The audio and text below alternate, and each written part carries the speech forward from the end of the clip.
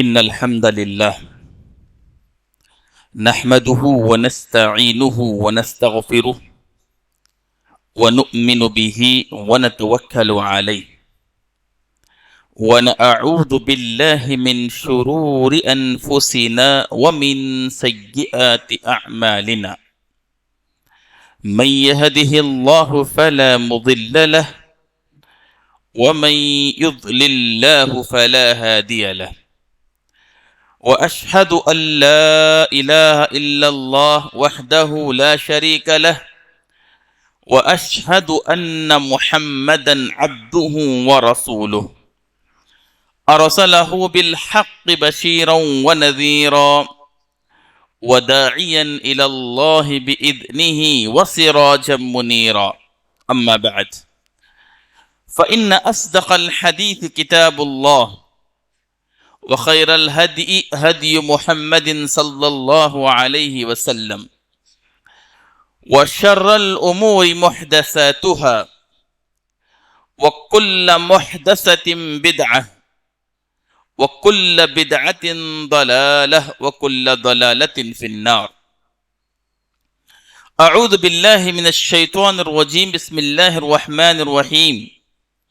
يا أيها الناس اتقوا ربكم الذي خلقكم من نفس واحدة وخلق منها زوجها وبث منهما رجالا كثيرا والنساء واتقوا الله الذي تساءلون به والأرحام إن الله كان عليكم رقيبا.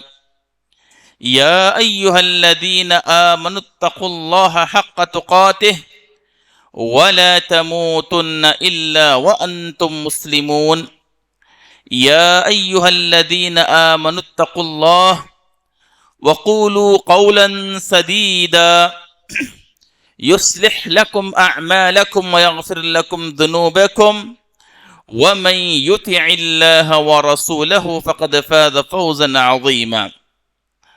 وقال الله تبارك وتعالى في موضع آخر قال فبما أغويتني لأقعدن لهم صراطك المستقيم ثم لآتينهم من بين أيديهم ومن خلفهم وعن أيمانهم وعن شمائلهم ولا تجد أكثرهم شاكرين. ہر قسم کی تعریف، بڑائی اور بزرگی، حمد و ثنا اللہ وحدہ لا شریک لہ کے لیے لائق ہے. وہی ہم سب کا تنہا خالق، مالک اور رازق ہے. اسی نے آسمان، زمین، سورج، چاند، ستارے، سیارے، انسان، چرند پرند، درخت سب کو پیدا فرمایا. وہی اول، وہی آخر، وہی ظاہر، وہی باطن اور وہی ہر چیز پر قدرت رکھنے والا ہے. اللہ رب العالمین نے روئے زمین پر انسان کو پیدا کر کے اسے اشرف المخلوقات بنا کر پھر انسان کو بہتر شکل میں پیدا فرما کر انسانوں پر اللہ نے بہت بڑا احسان کیا ہے. اور وہ احسان کا بدلہ یہ ہے کہ ہم صرف اسی کی عبادت کریں، اس کے علاوہ کسی کی عبادت و بندگی نہ کریں. ہماری مرادیں پورے کرنے والا، ہماری دعائیں سننے والا، ہماری حاجتیں مکمل کرنے والا صرف اللہ رب العالمین ہے. اللہ رب العالمین نے انسان جب صحیح راستے سے ہٹ جاتا ہے تو اس کو صحیح راستے پر لانے کے لیے اس دنیا میں اللہ رب العالمین نے 1,24,000 انبیاء کرام کو بھیجا، جن کا مقصد تھا بھٹکی ہوئی انسانیت کو سیدھا راستہ دکھانا. تمام انبیاء کرام نے یہی کام کیا، نوح علیہ السلام سے لے کر جناب محمد مصطفیٰ صلی اللہ علیہ وسلم تک. تمام انبیاء کرام نے انسانوں کے اندر خامیاں دیکھی، غلطیاں دیکھی، برائیاں دیکھی، تو ان تمام کو دور کرنے کی اور اللہ کی طرف انسان کو راغب کرنے کی ہر نبی نے کوشش کی. بطور خاص اللہ کے نبی صلی اللہ علیہ وسلم اور حضرت عیسیٰ علیہ الصلوۃ والسلام کے درمیان تقریباً 650 سال تک کوئی نبی نہیں آیا تھا، جس کی وجہ سے قریش جو عرب کی قوم تھی اس کے اندر بہت ساری خامیاں، غلطیاں اور برائیاں تھیں۔ وہ مردار کو حلال سمجھتے تھے، ان کے نزدیک ماں بہن بیٹی کی کوئی عزت نہیں تھی، رشتہ داری کی کوئی پہچان نہیں تھی، ساری انسانیت بھٹکی ہوئی تھی اور غلط راستے پر تھی۔ اللہ کے نبی جناب محمد مصطفیٰ صلی اللہ علیہ وسلم کو ایسی قوم میں بھیج کر اللہ رب العالمین نے اس قوم پر احسان کیا۔ اللہ کے نبی کے ذریعے جو قوم جہنم کے کنارے تک پہنچ گئی تھی، جو قوم جہنم کے گڑوں تک پہنچ گئی تھی، اللہ کے نبی صلی اللہ علیہ وسلم کے ذریعے اللہ رب العالمین نے انہیں جہنم سے کھینچ کر کے نکالا۔ اللہ کے رسول صلی اللہ علیہ وسلم نے ایک مثال دے کر فرمایا، صحیح بخاری میں ہے، اللہ کے رسول مثلی و مثلکم کمثل رجل استوقد نارا فجعل الجنادب يقعن فيه فأنا آخذ بحجزكم عن النار هلم إلى النار هلم إلى النار۔ اللہ کے رسول فرماتے ہیں میری اور سارے قوم کی مثال ایسی ہے کہ جس نے کہیں جنگل میں جا کر آگ لگائی، جیسے ہی آگ جنگل میں روشن ہوئی تو سارے کیڑے مکوڑے اس آگ کی طرف لپک کر کے اس آگ میں داخل ہونے کی کوشش کر رہے ہیں۔ میری مثال ایسی ہے کہ تم آگ میں داخل ہونے کی کوشش کر رہے ہو اور میں تمہیں آگ سے کمر پکڑ کر کے کھینچ رہا ہوں کہ اس آگ کے قریب مت جاؤ، اس آگ کے نزدیک مت جاؤ، تم جل جاؤ گے، اس آگ سے دور ہو جاؤ، اس آگ سے دور ہو جاؤ۔ نبی صلی اللہ علیہ وسلم کو اللہ رب العالمین نے آگ سے بچانے کے لیے اور آگ میں داخل نہ ہونے کے لیے اللہ رب العالمین نے نبی صلی اللہ علیہ وسلم کو اس دنیا میں مبعوث کیا تھا۔ حاضرین، خطبہ مسنونہ کے بعد سورۃ الاعراف کی آیت نمبر 16 اور 17 میں نے آپ کے سامنے تلاوت کی ہے۔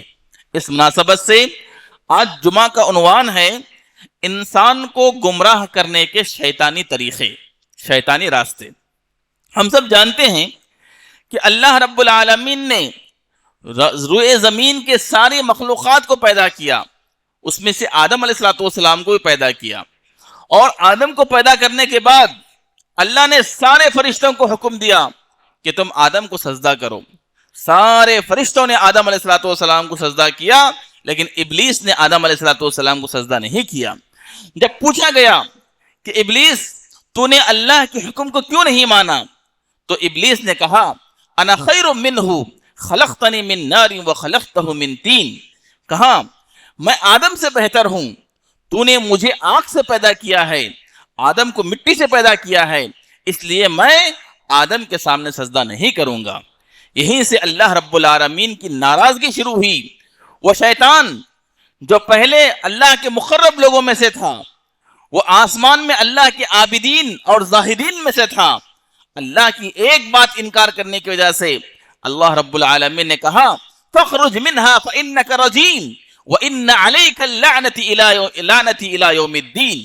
اللہ نے فرمایا تو مردود ہے، تو نے میری بات کو نہیں مانا، تو جنت سے اور آسمان سے نکل جا، اور تجھ پر میری لعنت جب تک قیامت ہے اس وقت تک میری لعنت رہے گی۔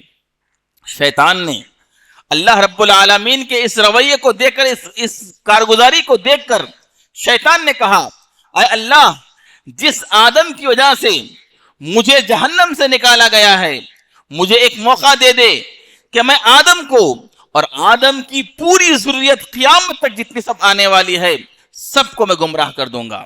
اللہ رب العالمین نے کہا تو فَإِنَّكَ مِنَ الْمُنظَرِينَ، تو مہلت دیے جانے والوں میں سے ہے، جا میں نے تجھے مہلت دے دیا، تو جتنی کوشش کر سکتا ہے، تو جتنی کوشش کر سکتا ہے گمراہ کرنے کی تو گمراہ کر لے، لیکن میرے نیک بندوں پر تیرا بس نہیں چل سکتا۔ یہی ذکر اللہ رب العالمین نے سورۃ الاعراف میں فرمایا۔ شیطان کا قول اللہ نے نقل کر کے کہا قال فبما اغویتنی، شیطان نے کہا اللہ رب العالمین سے جب گفتگو ہوئی، دوران گفتگو شیطان نے اللہ سے کہا قال فبما اغویتنی، اے اللہ جس انسان کی وجہ سے تو نے مجھے گمراہ کیا ہے، جس آدم کی وجہ سے مجھے جنت سے نکال دیا گیا، جس آدم کی وجہ سے مجھے آسمان سے نکال دیا گیا، جس آدم کی وجہ سے مجھ پر تیری لعنت ہے، اے اللہ قال فبما اغویتنی، کہا جس کی وجہ سے تو نے مجھے گمراہ کیا ہے، لأقعدن لهم صراطك المستقیم، شیطان نے کہا اے اللہ میں آدم اور آدم کی جتنی نسل قیامت تک آنے والی ہے ساری نسل کے سیدھے راستے پر آ کر بیٹھ جاؤں گا۔ سیدھا راستہ کون سا ہے؟ سیدھا راستہ جنت کا راستہ، سیدھا راستہ جو انسان کو دنیا میں بھی کامیاب کرے، خبر میں بھی کامیاب کرے اور آخرت میں بھی کامیاب کرے، اس راستے کو صراط مستقیم کہتے ہیں۔ اسی لیے اللہ رب العالمین نے ہر نماز کی ہر رکعت میں اللہ سے ہمیں دعا کرنے کا حکم دیا گیا، اہدنا الصراط المستقیم، اے اللہ تو سیدھے راستے پر چلا۔ کون سا سیدھا راستہ؟ صراط الذین انعمت علیہم، ان لوگوں کا راستہ جن پر تو نے احسان کیا ہے۔ کس پر احسان کیا؟ اللہ کے نیک بندوں پر، اولیاء پر، صحابہ پر، انبیاء اکرام پر، ان کے راستے پر چلا۔ ہر رکعت میں سورہ فاتحہ میں ہمیں یہی تعلیم دی گئی ہے کہ ہم اللہ سے سیدھا راستہ طلب کریں اور اس کا مطالبہ کریں۔ لیکن شیطان کہتا ہے اے اللہ جس وجہ سے تو نے مجھے گمراہ کر دیا، میں انسان کے سیدھے راستے پر آ کر بیٹھ جاؤں گا، انسان کے سیدھے راستے پر آ کر بیٹھوں گا اور اس راستے سے اسے گمراہ کرنے کی کوشش کروں گا۔ صحیح بخاری میں ایک حدیث ہے، ایک دن اللہ کے نبی صلی اللہ علیہ وسلم مسجد نبوی میں صحابہ کرام کے ساتھ بیٹھے ہوئے تھے۔ سارے صحابہ کرام اللہ کے نبی صلی اللہ علیہ وسلم کے آزو بازو تھے۔ نبی صلی اللہ علیہ وسلم زمین پر نیچے بیٹھ گئے، زمین پر نیچے بیٹھ گئے، مٹی تھی، مٹی پر نبی صلی اللہ علیہ وسلم نیچے بیٹھ گئے۔ اللہ کے رسول صلی اللہ علیہ وسلم نبیوں کے سردار ہونے کے باوجود تکبر اور گھمنڈ نبی صلی اللہ علیہ وسلم میں نہیں تھا، اور اللہ کے نبی نے کبھی ایسا نہیں کہا کہ میں نبی ہوں، میں سب سے اونچا رہوں گا، باقی لوگ میرے نیچے بیٹھیں گے۔ ایسے نبی صلی اللہ علیہ وسلم کو کبھی تصور بھی نہیں آیا، خیال بھی نہیں آیا۔ بڑے عاجز اور بڑے جو ہے کامن مین کی طرح نبی صلی اللہ علیہ وسلم رہتے تھے۔ سب صحابہ اکرام کے ساتھ زمین پر نیچے بیٹھ گئے نبی صلی اللہ علیہ وسلم۔ اللہ کے نبی جب بیٹھے تو تمام صحابہ آپ کے آس پاس بیٹھ گئے۔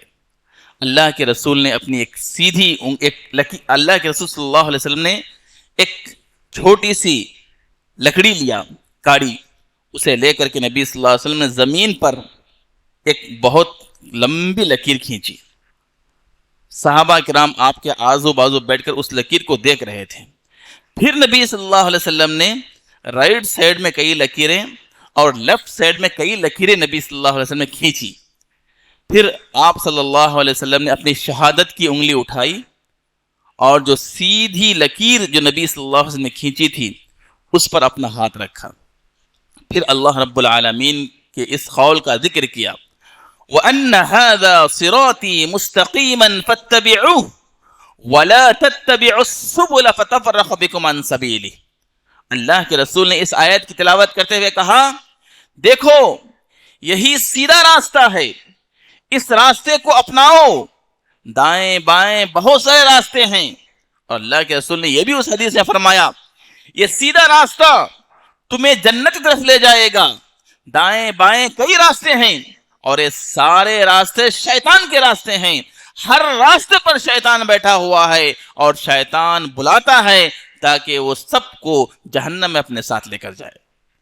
معلوم ہوا میرے بھائیوں، سیدھا راستہ توحید کا راستہ ہے، سیدھا راستہ یہ ایک اللہ کی عبادت کا راستہ ہے، یہی وہ راستہ ہے جو انسان کو اپنے منزل مقصود تک پہنچاتا ہے، اور منزل مقصود انسان کی جنت ہے۔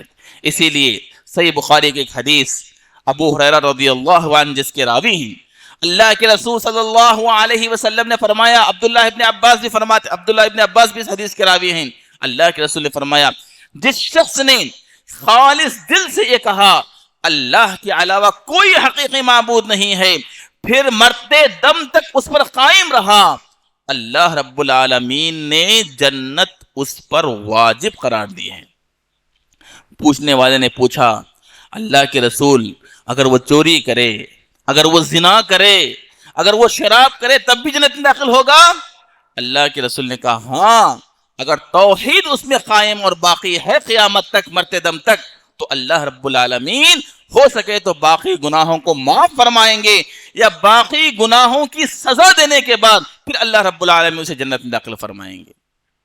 معاذ رضی اللہ عنہ فرماتے ہیں، معاذ رضی اللہ عنہ فرماتے ہیں، حدیث کے راوی، یہ حدیث کو میں نے اپنے دل میں رکھا، اس حدیث کو میں نے اپنے دل میں رکھا، کسی صحابی کو بیان نہیں کیا، اس ڈر سے کہ اگر میں یہ حدیث بیان کروں گا تو سارے لوگ اسی پر بھروسہ کر کے گناہوں میں آگے بڑھ جائیں گے، اس لیے میں نے یہ حدیث کسی سے بیان نہیں کیا۔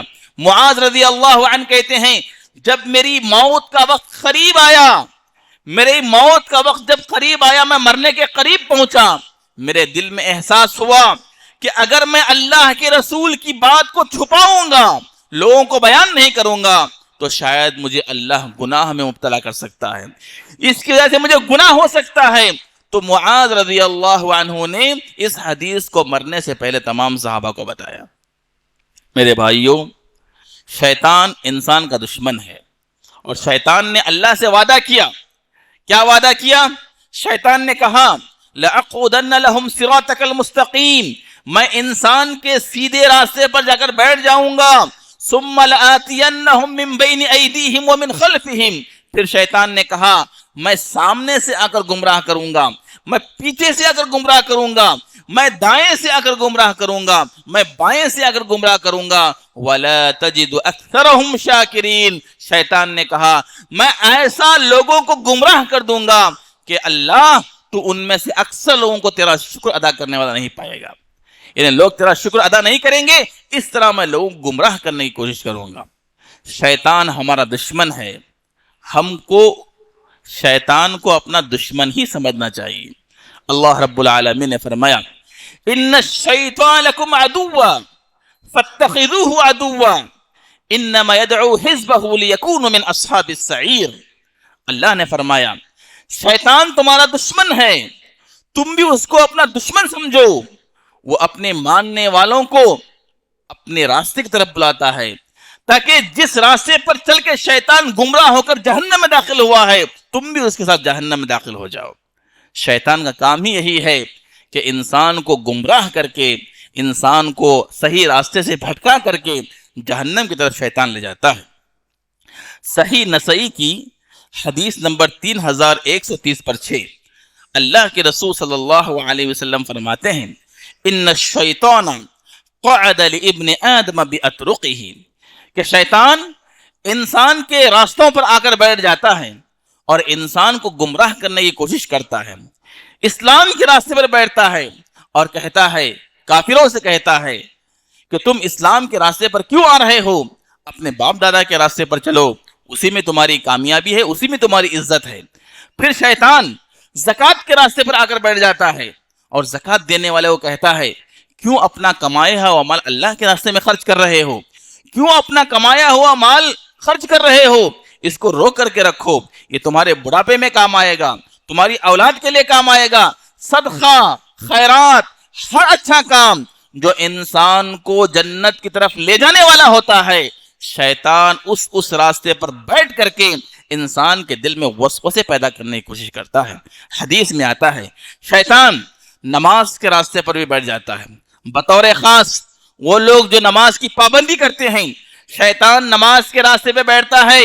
حدیث میں آتا ہے جیسے ہی اذان ہوتی ہے، جیسے ہی مؤذن اللہ اکبر کہتا ہے، مؤذن کی آواز جہاں تک پہنچتی ہے شیطان زور سے بھاگنے لگتا ہے، ایسا بھاگتا ہے کہ اس کے بھاگنے کی آواز بھی پہنچتی ہے، اس کے بھاگنے کی آواز بھی آتی ہے، شیطان زور سے بھاگتا ہے، جہاں تک اس کے کانوں میں اذان کی آواز نہیں پہنچتی وہاں تک شیطان بھاگتے ہی رہتا ہے، اور جیسے ہی اذان ختم ہوتی ہے شیطان مسجد میں آ جاتا ہے، شیطان مسجد میں آتا ہے اور جو لوگ مسجد میں آنا چاہتے ہیں ان کے دل میں وسوسے پیدا کرتا ہے، ان کو کوشش کرتا ہے کہ وہ نماز چھوڑ کر چلے جائیں یا وہ نماز ہی کو نہ آئیں۔ شیطان کی یہ پوری مکمل کوشش ہوتی ہے۔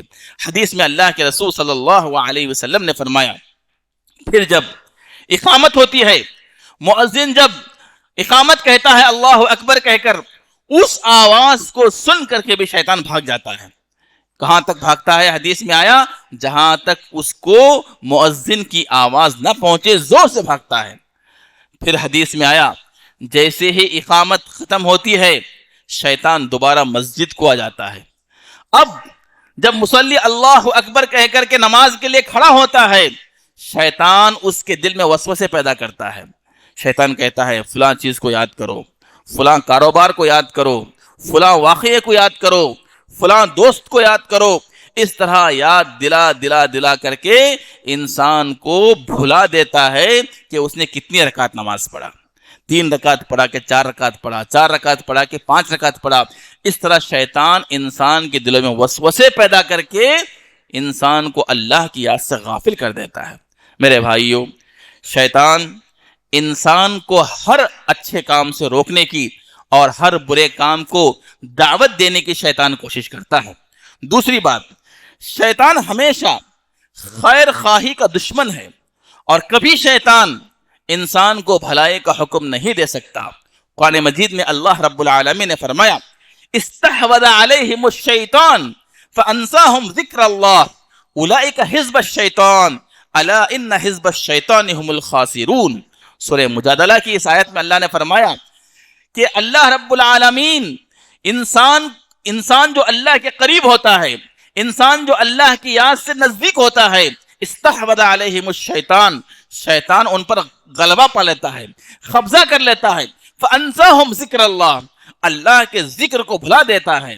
اور اللہ رب العالمین نے فرمایا جو انسان اللہ کا ذکر نہیں کرتا وہ شیطان کا دوست ہے۔ اللہ کے رسول صلی اللہ علیہ وسلم نے فرمایا اللہ کا ذکر کرنے والے اللہ کے دوست ہیں، اللہ کا ذکر نہ کرنے والے، اللہ کا لفظ اپنی زبان پہ نہ لانے والے، سبحان اللہ، الحمدللہ، ولا الہ الا اللہ، اللہ اکبر، کلمات اپنی زبان سے نہ ادا کرنے والے، یہ شیطان کے دوست ہیں۔ اور شیطان ان کو دوست بنا کر کے فانساہم ذکر اللہ، اللہ کے ذکر کو بھلا دیتا ہے۔ اللہ رب العالمین نے کہا اولئک حزب الشیطان، یہی وہ لوگ ہیں جو شیطان کی جماعت والوں میں سے، شیطان کے گروہ والوں میں سے ہیں۔ الا ان حزب الشیطان هم الخاسرون، اللہ نے فرمایا خوب سنو کہ یہ شیطان کی جو دوست بنیں گے وہ کل قیامت کے دن خسارہ اٹھانے والوں میں سے ہوں گے۔ تیسری بات، شیطان ہمیشہ انسان کو کنجوسی کا اور بخیلی کا حکم دیتا ہے۔ کبھی شیطان یہ نہیں کہتا کہ اللہ کے راستے میں خرچ کرو، کبھی شیطان یہ نہیں کہتا کہ کوئی اچھا کام کرو۔ ہر اچھا کام جو آپ اپنے دل میں نیت و ارادہ کر لیتے ہیں شیطان اس کو روکنے کی پوری کوشش کرتا ہے۔ آئیے اس کے تعلق سے اللہ رب العالمین کا قول بیان کرتا ہوں۔ اللہ رب العالمین نے فرمایا الشیطان یعدکم الفقر وَيَأْمُرُكُمْ بِالْفَحْشَاءِ وَاللَّهُ يَعِدُكُمْ مَغْفِرَةً مِّنْهُ وَفَضْلًا۔ سورہ بقرہ کی آیت نمبر 260 پر 8، اس میں اللہ رب العالمین نے فرمایا شیطان تم سے فقیری کا وعدہ کرتا ہے، شیطان تم سے محتاجی کا وعدہ کرتا ہے، اور شیطان ہمیشہ تم کو برائی کا حکم دیتا ہے، اور اللہ رب العالمین تو ہمیشہ تم سے مغفرت کا وعدہ کرتے ہیں، اور اللہ رب العالمین اپنے فضل کا وعدہ کرتے ہیں۔ معلوم ہوا میرے بھائیوں، شیطان ہمارا دشمن ہے اور وہ ہمیشہ ہم کو بری چیز کی طرف رہنمائی کرے گا۔ سچا اور پکا مسلمان اور کامیاب انسان وہ ہے جو شیطان کے ان چالوں کو سمجھے، شیطان کے ان ارادوں کو سمجھے، شیطان کی ان عادتوں کو سمجھے اور شیطان کو اپنا دشمن بنائے۔ اللہ رب العالمین کہتا ہے تم اللہ کے راستے میں خرچ کرو گے تو اللہ رب العالمین اس میں بہت برکتیں دے گا۔ کئی قرآن مجید کی آیتیں ہیں جس میں اللہ رب العالمین نے فرمایا تم 1 روپیہ بھی اللہ کے راستے میں خرچ کرتے ہو تو اللہ رب العالمین اس کا کم سے کم بدلہ 700 گنا تک دے گا، اور اللہ چاہے تو اس سے بھی زیادہ اللہ رب العالمین تمہیں جو ہے کل قیامت دن بدلہ دے سکتے ہیں۔ اللہ مغفرت کا وعدہ کرتا ہے، اللہ فضل کا وعدہ کرتا ہے، فضل کا مطلب کمائی میں برکت، فضل کا مطلب عمر میں برکت، فضل کا مطلب گھر میں برکت. یعنی اللہ رب العالمین فضل کا وعدہ کرتا ہے آپ کی کمائی میں، آپ کی عمر میں، آپ کی اولاد میں، آپ کے گھر میں، آپ کی رزق میں، ہر چیز میں اللہ رب العالمین اللہ کے راستے میں خرچ کرنے سے برکتیں دیتے ہیں. لیکن شیطان کیا کرتا ہے؟ شیطان کہتا ہے تم اپنا کمایا ہوا مال کیوں خرچ کرتے ہو؟ تم اپنا کمایا ہوا مال دوسروں کو کیوں دیتے ہو؟ یہ تمہارا زیادہ حق ہے، تمہاری اولاد کا زیادہ حق ہے. اس طرح کہہ کر کے انسان کے دل میں وسوسے پیدا کر کے شیطان انسان کو اچھے کام سے روکنے کی کوشش کرتا ہے. اللہ رب العالمین نے قرآن مجید میں فرمایا ما انفقتم من شیء فهو يخلفه وهو خیر الرازقین. اللہ رب العالمین نے فرمایا جو کچھ بھی تم اللہ رب العالمین کے راستے میں خرچ کرو گے اللہ دوبارہ تم کو وہ دوسرے راستے سے دے گا. یعنی ایک راستے سے تم اللہ کے راستے میں خرچ کرو گے تو اللہ 100 راستے پیدا کرے گا تم کو رزق دینے کے. اللہ رب العالمین بہترین رزق دینے والا ہے. رزق کی کنجیاں، رزق کے دروازے سب اللہ رب العالمین کے ہاتھ میں ہے. کوئی اللہ کے راستے میں خرچ کرنے سے محتاج و فقیر نہیں ہوتا. لیکن شیطان دل میں یہ خیال پیدا کرتا ہے کہ تم اللہ کے راستے میں خرچہ کرنے سے فقیر اور محتاج بن جاؤ گے. چوتھی بات، شیطان انسان کا دشمن ہے اور ہر کام میں انسان کی دشمنی کرنے کی شیطان کوشش کرتا ہے. صحیح بخاری، اللہ کے رسول جناب محمد مصطفیٰ صلی اللہ علیہ وسلم نے فرمایا، یہ حدیث ابو ہریرہ رضی اللہ عنہ روایت کرتے ہیں، جب انسان رات میں سوتا ہے تو شیطان اس کے بستر پہ آتا ہے. کیسا انسان؟ جو دعاؤں کی پابندی نہیں کرتا، جو صبح کے اذکار نہیں پڑھتا، جو شام کے اذکار نہیں پڑھتا، جو بستر پر جانے کے بعد کے اذکار نہیں پڑھتا. ایسا انسان جب بستر پہ جاتا ہے تو شیطان اس کے بستر پہ آتا ہے. حدیث میں آتا ہے اس کی گدی کے بال پکڑ کر، انسان کے گدی کے بال پکڑ کر، پیچھے سر کے بال پکڑ کر کے گدی کے بال پکڑ کر 3 گھانٹیاں اس میں باندھتا ہے، 3 گرہ اس میں باندھتا ہے. حدیث میں آیا جب تم میں سے کوئی شخص اپنے بستر پہ سوتا ہے بغیر اللہ کا ذکر کیے ہوئے، دیکھو اللہ کا ذکر جہاں ہوتا ہے شیطان وہاں نہیں ہوتا، اور جہاں اللہ کا ذکر نہیں ہوتا شیطان اس میں شامل ہو جاتا ہے. اب جب انسان سوتا ہے اللہ کو یاد کرے بغیر، اب ہماری راتیں سب کیسے گزرتی ہیں، ہمارے بستر پہ اوقات کیسے گزرتے ہیں؟ موبائل ہمارا ساتھی ہے. جب ہم بستر پہ سوتے ہیں موبائل کو لے کر کے تو ہم دعائیں بھول جاتے ہیں، ہم اذکار بھول جاتے ہیں، ہم سونے کی ساری دعائیں، شام کی ساری دعائیں، سب اذکار بھول جاتے ہیں. شیطان یہی بہانہ دیکھتا ہے، یہی راستہ دیکھتا ہے، اور جیسے انسان بستر پہ چلے جاتا ہے تو شیطان اس کی گدی پر 3 گھانٹیاں باندھتا ہے. حدیث میں آتا ہے اگر بندہ ایسے ہی سویا رہا، اس نے نہ صبح کی نماز پڑھی، نہ وضو کیا، نہ دعا پڑھی، ویسے ہی دن بھر رات بھر سو کر کے دن میں بیدار ہوا تو اس کے چہرے پر کسلان یعنی سستی کے نشانات ظاہر ہوتے ہیں. اس کا چہرہ اترا ہوا رہتا ہے، چہرے سے برکت چلی جاتی ہے کیونکہ شیطان کا اس پر قبضہ ہو گیا. اس کے مقابلے میں حدیث میں اللہ کے رسول نے فرمایا یہ ہر انسان کے ساتھ ہوتا ہے، گدی پر شیطان آ کر 3 گھانٹیاں باندھتا ہے. اللہ کے رسول صلی اللہ علیہ وسلم نے حدیث میں فرمایا جب انسان اٹھتا ہے اٹھنے کے بعد ذکر کرتا ہے الحمدللہ الذی احیانا بعدما اماتنا والیہ النشور، یہ دعا کرتا ہے اللہ کی تعریف ہے کہ مرنے کے بعد اللہ نے مجھے دوبارہ زندہ کیا، ایک دن پھر مجھے اللہ کے پاس لوٹ کر کے جانا ہے. یہ دعا کا مطلب ہے. یعنی جب ہم سو جاتے ہیں، اسی لیے حدیث میں رسول اللہ صلی اللہ علیہ وسلم نے نیند کو چھوٹی موت کہا ہے. یہ نیند چھوٹی موت ہے. کتنے لوگ ایسے ہیں جو نیند میں سو گئے پھر دوبارہ نہیں اٹھ سکے، وہ اللہ کو پیارے ہو گئے. ایسے کتنے حادثات، کتنے واقعات ہم اپنی زندگی میں روز مرہ کی زندگی میں سنتے ہی رہتے ہیں.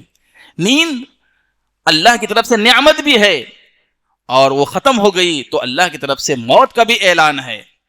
اس لیے اللہ کے رسول صلی اللہ علیہ وسلم جب نیند سے بیدار ہوتے تو آپ نے دعا پڑھ کر سکھائی کہ تعریف ہے اس اللہ رب العالمین کی جس نے مرنے کے بعد دوبارہ مجھے زندگی دیا اور پھر ایک دن اسی کی طرف مجھے لوٹ کر کے جانا ہے. یہ جب دعا پڑھتا ہے حدیث میں آتا ہے اس کی ایک گھانٹی جو باندھی گئی تھی گدی پر وہ کھل جاتی ہے. اور جب وہ پھر وضو کرتا ہے, وضو کرنے کی وجہ سے صبح کی نماز کے لیے وضو کرتا ہے تو وضو کرنے کی وجہ سے اللہ رب العالمین اس کی دوسری گھانٹی بھی کھول دیتے ہیں. اور پھر جب وہ صبح کی نماز پڑھتا ہے, فجر کی نماز پڑھتا ہے تو اللہ رب العالمین اس کی تیسری گھانٹی بھی کھول دیتے ہیں, فرشتوں کے ذریعے کھل جاتی ہیں.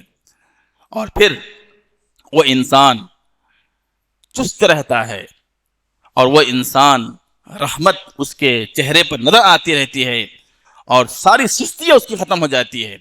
اس لیے شیطان دیکھیں کتنی کوشش کرتا ہے انسان کو گمراہ کرنے کی, انسان کو اللہ کی یاد سے غافل کرنے کی. شیطان بڑی کوشش کرتا ہے. پانچویں بات, شیطان ہمیشہ انسان کے دل میں یہ وسوسے پیدا کرتا ہے کہ گناہ کو معمولی سمجھ لے, گناہوں کو حقیر سمجھنا. انسان کے دل میں شیطان گناہوں کا ڈر نکال دیتا ہے. اب انسان ایسے نڈر ہو جاتا ہے کہ وہ گناہ کرتا ہے, بہت بڑے بڑے گناہ کرتا ہے, لیکن سمجھتا ہے معمولی گناہ ہے, چلو اللہ سے معافی مانگوں گا تو اللہ مجھے معاف کر دے گا.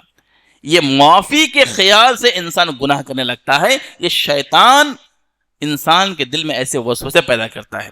حدیث میں آتا ہے اللہ کے نبی جناب محمد مصطفیٰ صلی اللہ علیہ وسلم کے صحابہ فرماتے ہیں, اے لوگو, آج تم بڑے بڑے گناہوں کو بڑے بڑے گناہوں چھوٹا چھوٹا سمجھتے ہو, بڑے بڑے گناہ کرتے ہو اور دل میں یہ خیال کرتے ہو کہ اللہ اسے معاف کر دے گا, چھوٹا سمجھتے ہو. صحابہ فرماتے ہیں اللہ کے رسول کے زمانے میں چھوٹی غلطی بھی ہم سے ہو جاتی تھی تو ہم اس کو بڑے بڑے گناہوں میں شمار کرتے تھے. ہم یہ سمجھتے تھے کہ کہیں اللہ رب العالمین اس ایک گناہ کی وجہ سے مجھے نہ پکڑے, اس ایک گناہ کی وجہ سے اللہ مجھے سزا نہ دے, اس ایک گناہ کی وجہ سے اللہ مجھے جہنم میں داخل نہ کر دے. تم آج بڑے بڑے گناہوں کو بال سے بھی باریک سمجھتے ہو, ہم چھوٹے چھوٹے گناہوں کو اللہ کے رسول کے زمانے میں بہت ہلاک کرنے والے گناہ سمجھتے تھے. اس لیے میرے بھائیوں, آج ہم دیکھتے ہیں جھوٹ بولنا معمولی گناہ ہو گیا, غلطی کرنا معمولی گناہ ہو گیا ہے, نماز چھوڑنا معمولی گناہ سمجھ لیے ہیں. ہر وہ گناہ جو انسان کو جہنم سے قریب کرتا ہے ہم نے اس کو معمولی سمجھ لیا, اور اتنے سارے گناہ ہمارے اندر جمع ہو گئے کہ وہ گناہوں کا پہاڑ بن گیا. اب ذرا سوچو, شیطان تو اسی کے لیے پیدا کیا گیا ہے. شیطان ہم سے چاہتا بھی یہی ہے کہ ہم گناہوں کے پہاڑ کریں, گناہوں پہ گناہ کرتے جائیں, گناہوں کا بوجھ ہم پر بڑھتا جائے. اور کل قیامت کے دن جب شیطان بھی قیامت کے دن حشر کے میدان میں رہے گا, لوگ جو گناہ کیے ہیں وہ کہیں گے اللہ میں تو صحیح راستے پر تھا, اس شیطان نے مجھے گمراہ کر دیا, اللہ تو اسے سزا دے. شیطان کہے گا اللہ رب العالمین سے, اے اللہ, جو میں نے تجھ سے وعدہ کیا تھا کہ میں انسانوں کو گمراہ کروں گا, میں نے گمراہ کرنے کی کوشش کیا, میرے گمراہی میں آ گئی, ان کی غلطی ہے, تم مجھ پر ملامت مت کرو. فلا تلومونی الوموا انفسکم. شیطان قیامت دن کہے گا مجھ پر ملامت مت کرو, مجھے برا بھلا مت بولو, اپنے نفس پر برا بھلا بولو, اپنے آپ کو کوسو, کیونکہ میرا کام تو برائی کا حکم دینا تھا. جس کام کے لیے مجھے لگایا گیا تھا میں نے وہ پورا کیا.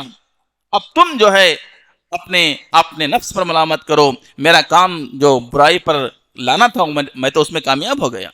حاضرین, آخری بات اگر اپنی بات ختم کرتا ہوں, شیطان انسانوں کو آپس میں لڑاتا ہے, تفریق پیدا کرتا ہے, جدائی پیدا کرتا ہے, کبھی دل میں برا خیال پیدا کر کے, کبھی دل میں لڑائی جھگڑا پیدا کر کے, کبھی ذات پات جماعت جمعیت ایسے لفظ ڈال کر کے انسان کو گمراہ کرنے کی, بانٹنے کی اور انسان کو صحیح راستے سے ہٹانے کی شیطان کوشش کرتا ہے. اور اس کوشش میں شیطان ایک حد تک کامیاب بھی ہے. ہم دیکھتے ہیں کہ سارے مسلمان ہمارا کلمہ لا الہ الا اللہ، ہمارے نبی محمد صلی اللہ علیہ وسلم جن سے ہم دل و جان سے زیادہ محبت کرتے ہیں، اور دل و جان سے زیادہ نبی صلی اللہ علیہ وسلم پر ہم اپنی جانیں قربان کرنے کے لیے تیار ہیں۔ ہم نبی صلی اللہ علیہ وسلم سے اپنی جان سے، اپنی اولاد سے، اپنی مال سے زیادہ محبت کرتے ہیں۔ آپ نے وہ واقعہ صحیح بخاری کا سنا ہوگا، ایک مرتبہ عمر رضی اللہ عنہ نبی صلی اللہ علیہ وسلم کے ساتھ گزر رہے تھے۔ نبی صلی اللہ علیہ وسلم سے کہا، اے اللہ کے نبی، آج آپ میری جان کے بعد سب سے زیادہ پسندیدہ ہیں۔ اللہ کے رسول نے کہا، عمر تمہارا ایمان مکمل نہیں ہوا۔ عمر رضی اللہ عنہ نے فوراً کہا، اے اللہ کے نبی، اب میں میری جان سے بھی زیادہ آپ سے محبت کرتا ہوں۔ تب اللہ کے نبی نے فرمایا، الآن یا عمر، اے عمر اب تمہارا اسلام مکمل ہوا۔ اس لیے ہم سب لوگ ایک اللہ کی عبادت کرنے والے، ایک نبی سے محبت کرنے والے، ایک قبلے کی طرف کھڑے ہو کر نماز پڑھنے والے، کعبۃ اللہ ہمارا قبلہ، ہم سب ایک ہیں، لیکن شیطان ہمارے درمیان دشمنیاں پیدا کرنا چاہتا ہے، اختلاف پیدا کرنا چاہتا ہے، ذات میں، جماعت میں، فلاں میں بانٹ کر کے، تقسیم کر کے ہم کو لڑانا چاہتا ہے۔ ہم کامیاب اسی وقت ہو سکتے ہیں جب ہم صراط مستقیم پر چلیں، ایک راستے پر چلیں، وہ راستہ جو نبی صلی اللہ علیہ وسلم اس دنیا میں لے کر کے آئے تھے۔ نبی صلی اللہ علیہ وسلم نے فرمایا، ترکتکم علی الملۃ البیضاء لیلھا کنہارھا۔ اللہ کے رسول نے فرمایا، لوگوں میں ایک ایسے دین پر تمہیں چھوڑ کر کے جا رہا ہوں کہ جس کی رات بھی دن کی طرح اجالا والی ہے۔ دن میں جس طرح اجالا ہوتا ہے، اس کی رات میں بھی اتنا ہی اجالا ہے جتنا دن میں اجالا ہے۔ اس لیے ملت واضح ہے، دین واضح ہے، نبی کی سنت واضح ہے، نبی کا طریقہ واضح ہے۔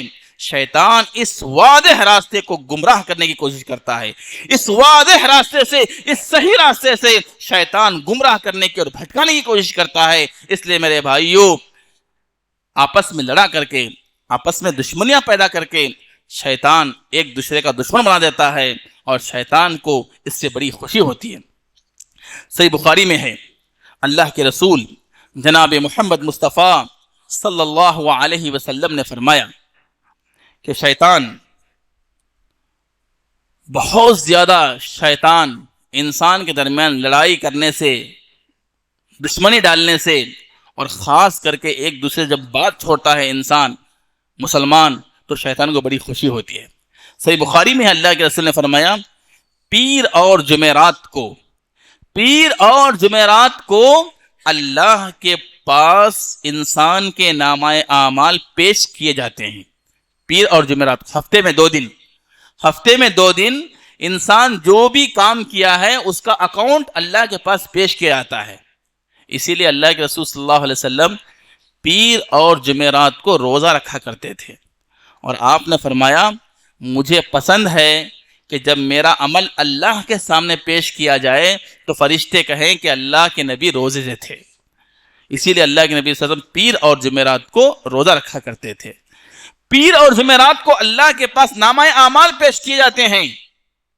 حدیث میں آتا ہے، اللہ رب العالمین فرشتوں سے کہتے ہیں، ان دو لوگوں کا نامہ اعمال پیش کیا جو آپس میں ایک دوسرے سے بات نہیں کرتے، ایک دوسرے کو سلام نہیں کرتے، ایک دوسرے کے دشمن ہیں، ان کے جب نامہ اعمال اللہ کے پاس پیش کیے جاتے ہیں، اللہ کے انذروا هذین حتی یصطلحا، اللہ فرماتے ہیں فرشتوں سے، ان دونوں کے نام میرے پاس سے ہٹاؤ، ان دونوں کے نام میرے نظر سے ہٹاؤ، جب تک یہ آپس میں بات نہیں کریں گے اس وقت تک میں ان کے نامہ اعمال دیکھوں گا ہی نہیں۔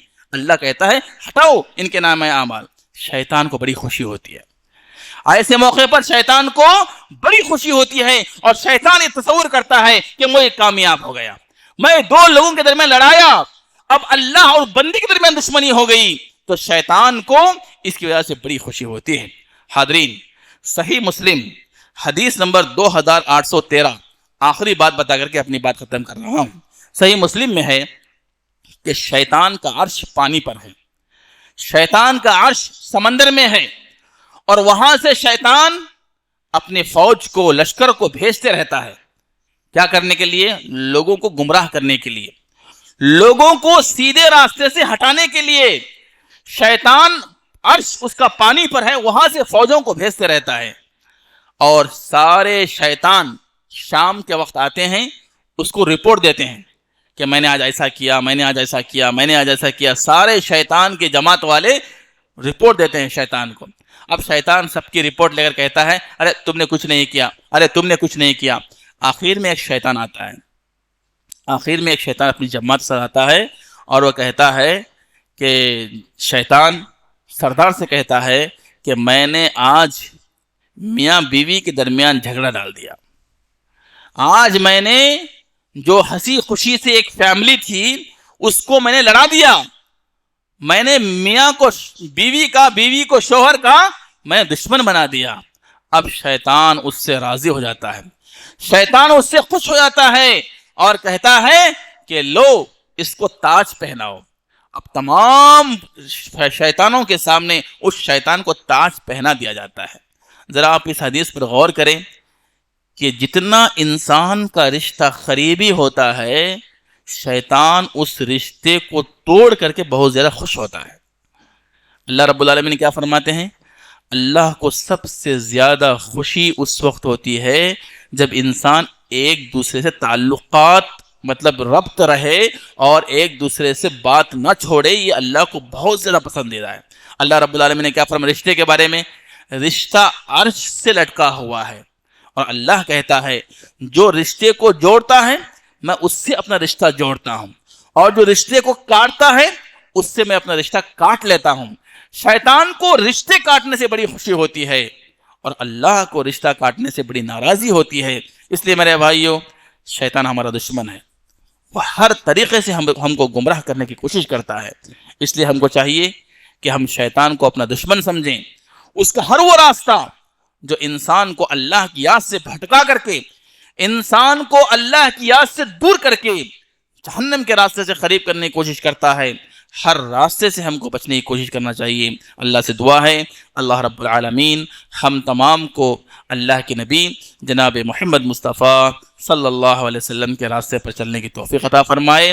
اللہ رب العالمین شیطان کے راستے سے، اس کے وسوسوں سے ہمیں محفوظ فرمائے اور اس سے دور رہنے کی اللہ رب العالمین توفیق عطا فرمائے. اللہ رب العالمین اچانک آنے والی بیماریوں سے بچائے، اچانک آنے والی موت سے بچائے، اچانک ہونے والے پریشانیوں سے بچائے، اچانک ہونے والے حادثوں سے بچائے. جو لوگ پریشان حال ہیں اللہ ان کی پریشانی کو دور فرمائے. جو لوگ مقروض ہیں اللہ ان کے قرض کی ادائیگی کے راستے پیدا فرمائے. جو لوگ طبیعت ان کی ناساز ہے اللہ رب العالمین انہیں صحت کاملہ و عاجلہ عطا فرمائے. جو لوگ اللہ کو پیارے ہو چکے ہیں، فوت ہو چکے ہیں، اللہ ان کی مغفرت فرمائے. اللہ ان کی خبر کو نور سے بھر دے. ہر قسم کی پریشانیوں سے ہر جگہ ہر مسلمان کی اللہ رب العالمین حفاظت فرمائے. ہمارے جہاں جہاں مسلمان پریشان حال ہیں، جس ملک میں بھی پریشان حال ہیں اللہ رب العالمین ان کی پریشانی کو دور فرمائے. فرشتوں کے ذریعے غیب سے ان کی مدد فرمائے. اللہ رب العالمین ان کے رزق کا انتظام فرمائے، ان کے اچھے رہنے کا انتظام فرمائے. اللہ انہیں سکون عطا فرمائے. ہر مسلمان کو اللہ رب العالمین ہر قسم کی تکلیف سے محفوظ فرمائے. آمین. واقول قولی ھذا واستغفر اللہ لی ولکم والسائر المسلمین من کل ذنب فاستغفروه انہ هو الغفور الرحیم. ان اللہ وملائکتہ یصلون علی النبی یا ایہا الذین آمنوا صلوا علیہ وسلموا تسلیما. اللهم صل على محمد وعلى آل محمد كما صليت على إبراهيم وعلى آل إبراهيم إنك حميد مجيد. اللهم بارك على محمد وعلى آل محمد كما باركت على إبراهيم وعلى آل إبراهيم إنك حميد مجيد. عباد الله رحمني ورحمكم الله إن الله يأمر بالعدل والإحسان وإيتاء ذي القربى وينهى عن الفحشاء والمنكر والبغي يعظكم لعلكم تذكرون. اذكروا الله يذكركم وادعوه يستجب لكم ولذكر الله تعالى وأجل وأتم وأكبر.